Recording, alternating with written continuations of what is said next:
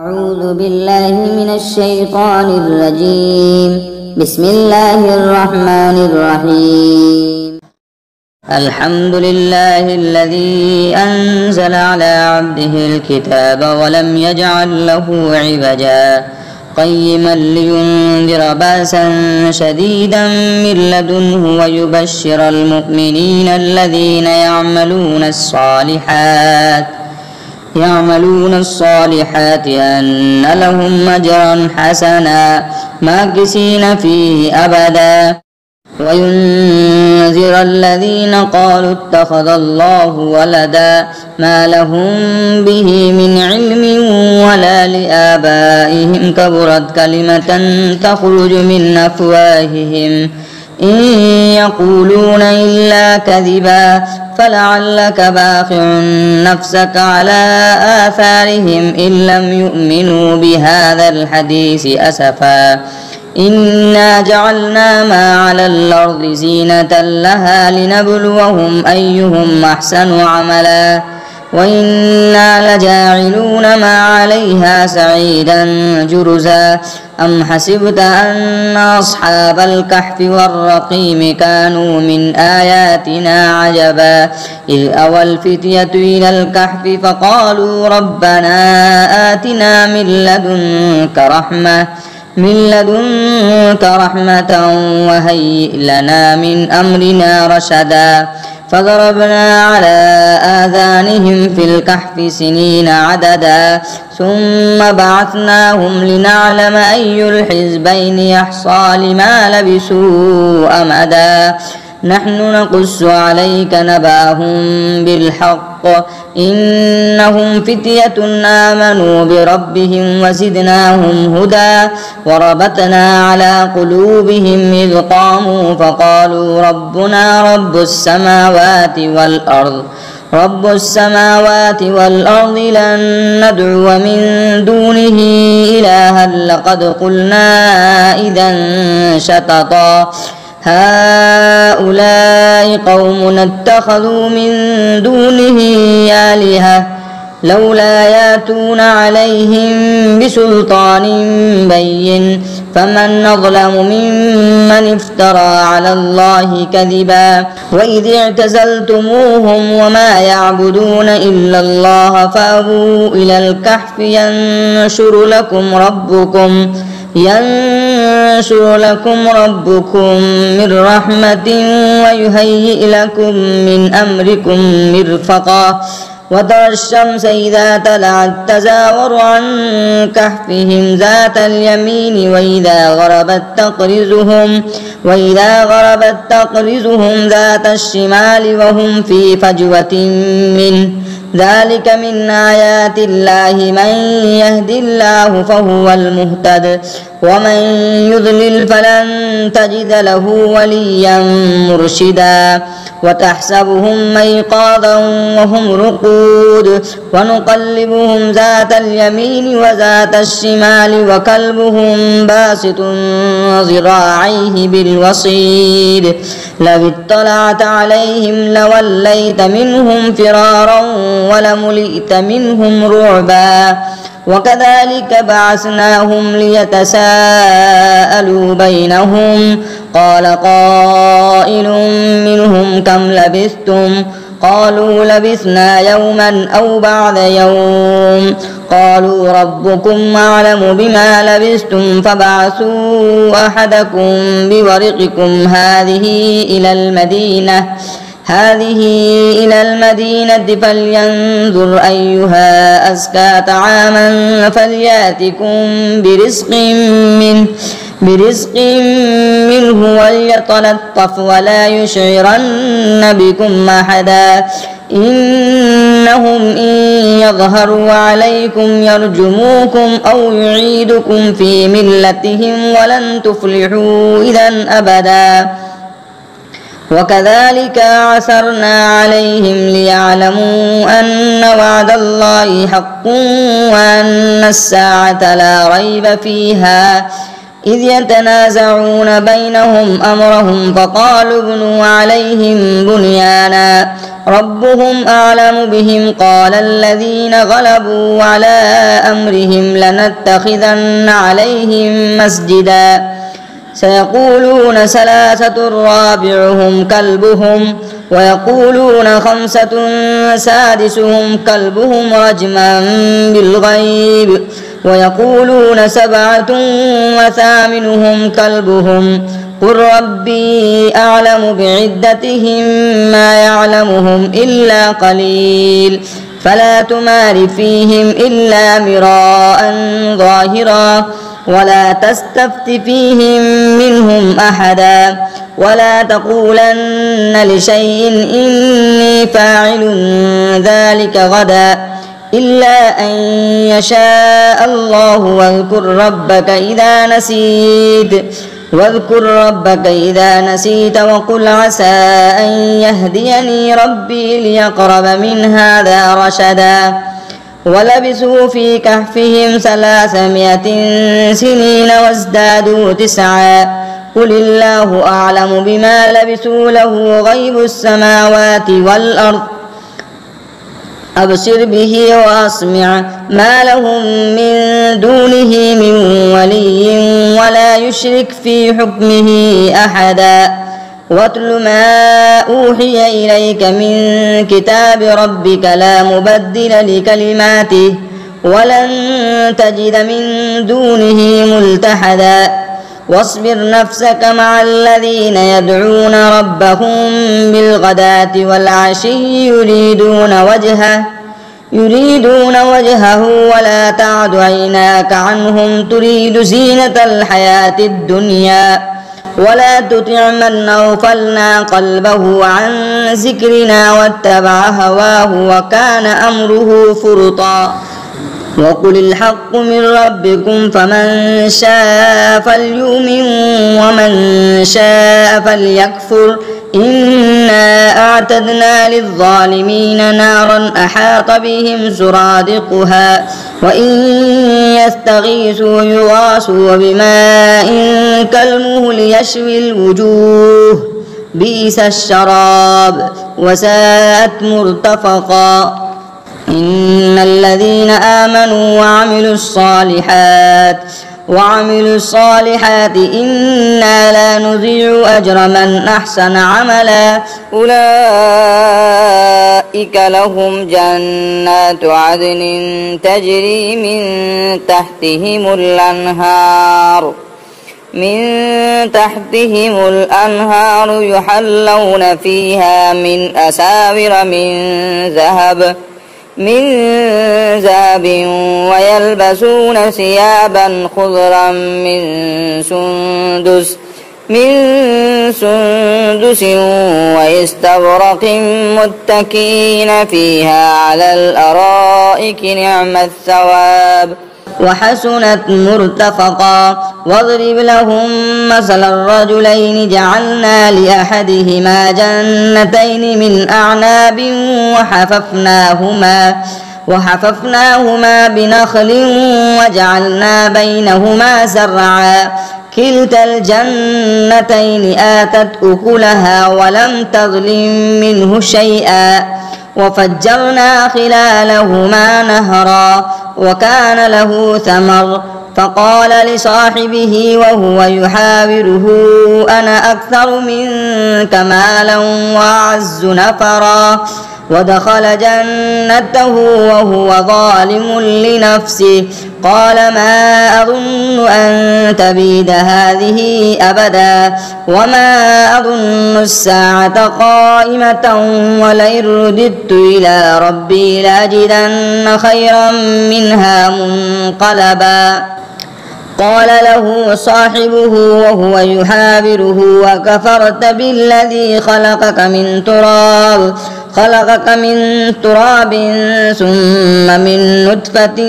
ثم سواك رجلا لكن هو الله ربي ولا أشرك بربي أحدا ولولا إذ دخلت جنتك قلت ما شاء الله لا قوة إلا بالله إن ترني أنا أقل منك مالا وولدا فعسى ربي أن يؤتيني خيرا من جنتك ويرسل عليها حسبانا من السماء فتصبح سعيدا زلقا أو يصبح ماؤها غورا فلن تستطيع له طلبا وأحيط بثمره فأصبح يقلب كفيه على ما أنفق فيها وهي خاوية على عروشها ويقول يا ليتني لم أشرك بربي أحدا ولم تكن له فئة ينصرونه من دون الله وما كان منتصرا هنالك الولاية لله الحق هو خير ثوابا وخير عقبا واضرب لهم مثل الحياة الدنيا كماء إن أنزلناه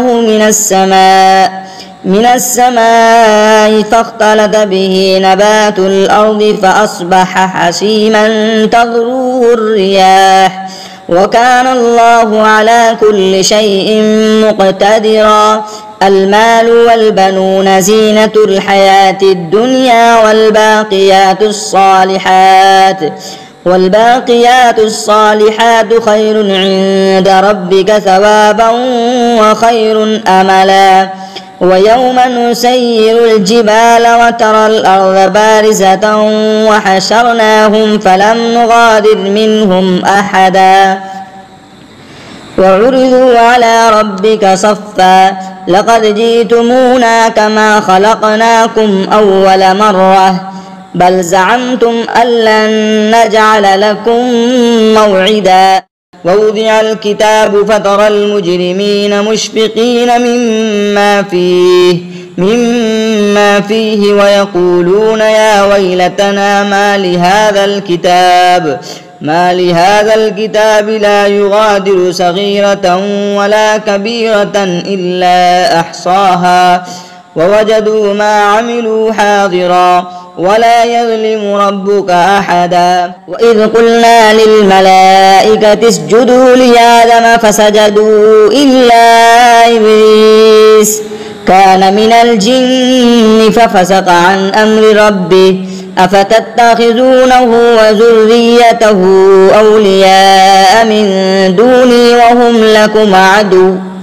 بئس للظالمين بدلا ما أشهدتهم خلق السماوات والأرض ولا خلق أنفسهم وما كنت متخذ المضلين عضدا ويوم يقول نادوا شركائي الذين زعمتم فدعوهم فلم يستجيبوا لهم وجعلنا بينهم موبقا ورأى المجرمون النار فظنوا أنهم مواقعوها ولم يجدوا عنها مصرفا ولقد صرفنا في هذا القرآن للناس من كل مثل وكان الإنسان أكثر شيء جدلا وما منع الناس أن يؤمنوا إذ جاءهم الهدى ويستغفروا ربهم إلا أن تأتيهم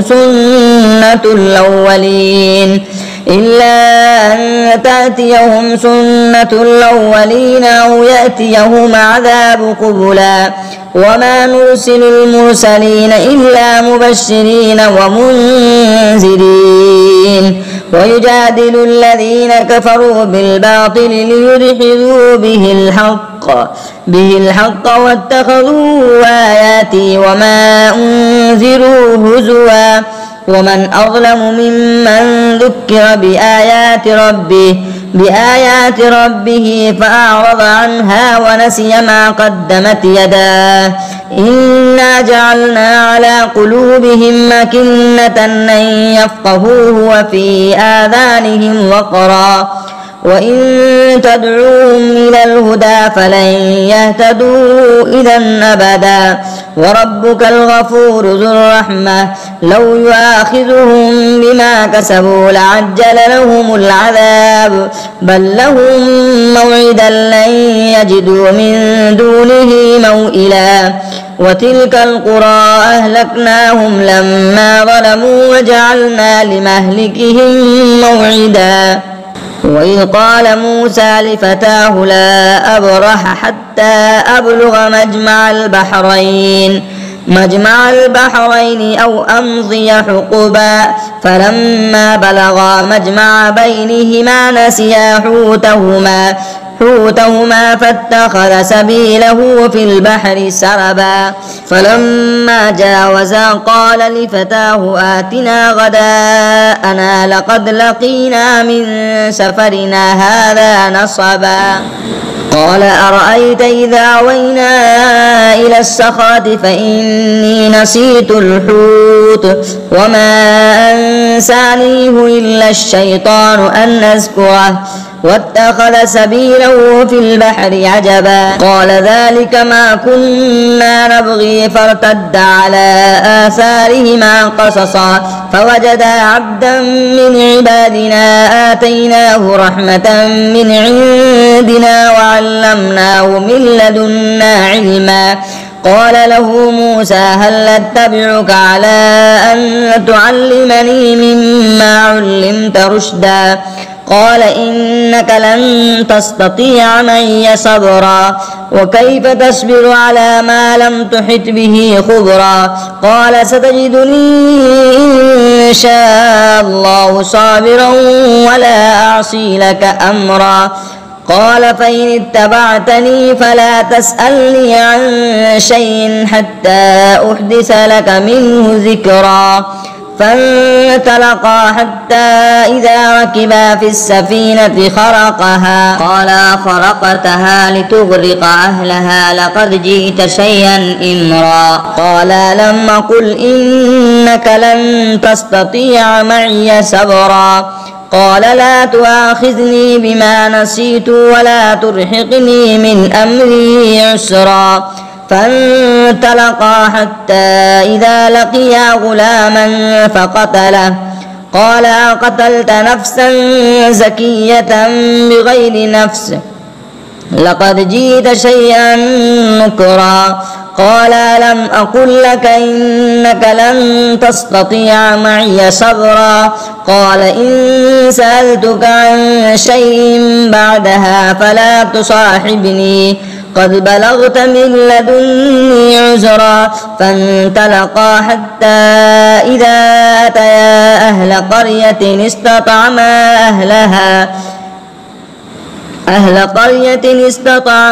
أهلها فابوا أن يضيفوهما فوجدا فيها جدارا يريد أن ينقض فأقامه قال لو شئت لاتخذت عليه أجرا قال هذا فراق بيني وبينك سأنبئك بتأويل ما لم تستطع عليه صبرا أما السفينة فكانت لمساكين يعملون في البحر فأردت أن أعيبها وكان وراءهم ملك يأخذ كل سفينة غصبا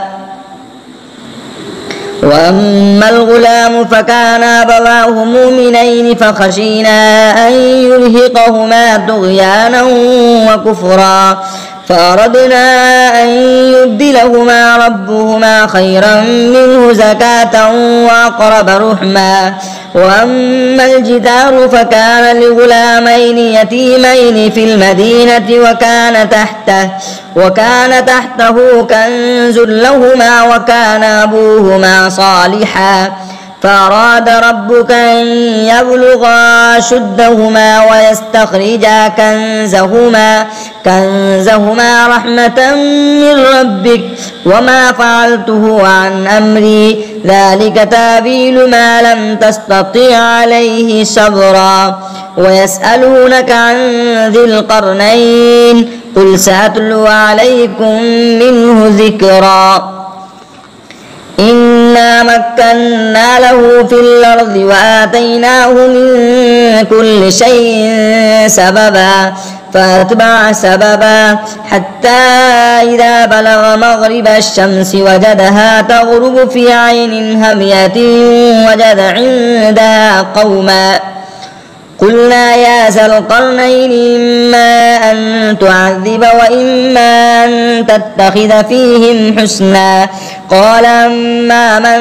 ظلم فسوف نعذبه ثم يرد إلى ربه فيعذبه عذابا نكرا وأما من آمن وعمل صالحا فله جزاء الحسنى وسنقول له من أمرنا يسرا ثم أتبع سببا حتى إذا بلغ مطلع الشمس وجدها تطلع على قوم لم نجعل لهم من دونها سترا كذلك وقد أحطنا بما لديه خبرا ثم أتبع سببا حتى إذا بلغ بين السدين وجد من دونهما قوما لا يكادون يفقهون قولا قالوا يا ذا القرنين إن يأجوج وماجوج مفسدون في الأرض فهل نجعل لك خرجا على أن تجعل بيننا وبينهم سدا قال ما مكنني فيه ربي خير فاعينوني بقوة نجعل بينكم وبينهم ردما آتوني زبر الحديد حتى إذا ساوى بين الصدفين قال انفخ حتى إذا جعله نارا قال آتوني يفرغ عليه قطرا فما استطاعوا أن يظهروه وما استطاعوا له نقبا قال هذا رحمة من ربي فإذا جاء وعد ربي جعله دكا وكان وعد ربي حقا وتركنا بعضهم يومئذ يموج في بعض ونفخ في الصور فجمعناهم جمعا وعرضنا جهنم يومئذ للكافرين عرضا الذين كانت أعينهم في غطاء عن ذكري وكانوا لا يستطيعون سمعا أفحسب الذين كفروا أن يتخذوا عبادي من دوني أولياء إنا أعتدنا جهنم للكافرين نزلا قل هل ننبئكم بالأخسرين أعمالا الذين ضل سعيهم في الحياة الدنيا وهم يحسبون أنهم يحسنون صنعا أولئك الذين كفروا بآيات ربهم ولقائه فحبطت أعمالهم فلا نقيم لهم يوم القيامة وزنا ذلك جزاؤهم جهنم بما كفروا واتخذوا آياتي ورسلي هزوا إن الذين آمنوا وعملوا الصالحات كانت لهم جنات الفردوس نزلا خالدين فيها لا يبغون عنها حبلا قل لو كان البحر مدادا لكلمات ربي لنفد البحر قبل أن تنفد كلمات ربي ولو جئنا بمثله مددا قل إنما أنا بشر مثلكم يوحى إلي أنما إلهكم إله واحد فمن كان يرجو لقاء ربه فليعمل عملا صالحا ولا يشرك بعبادة ربه أحدا.